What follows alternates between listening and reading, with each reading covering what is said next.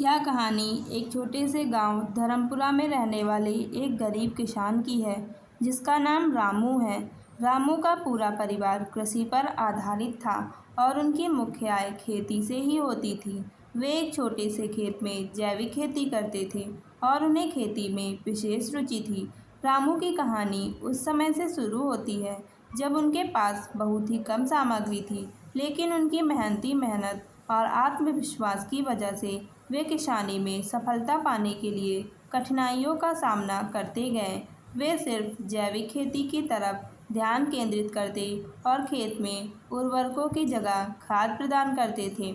अपनी मेहनत और समर्पण से रामू की खेती धीरे धीरे फलने लगी, उनकी पैदावार बढ़ती गई और उनकी मुनाफा कमाने की क्षमता में भी वृद्धि हुई। वे अपने उत्पादों को स्थानीय बाजार में बेचते और इससे उनकी आर्थिक स्थिति में सुधार होने लगा।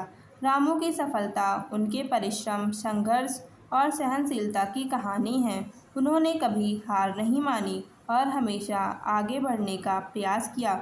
उनकी कहानी गांव के लोगों के लिए प्रेरणा स्रोत बनी और उन्होंने दिखाया कि छोटे सपनों को हकीकत में बदलने का सबसे महत्वपूर्ण कदम है मेहनत और संघर्ष। इस कहानी से हमें यह सीखने को मिलता है कि सफलता पाने के लिए धैर्य और परिश्रम अत्यंत महत्वपूर्ण होते हैं।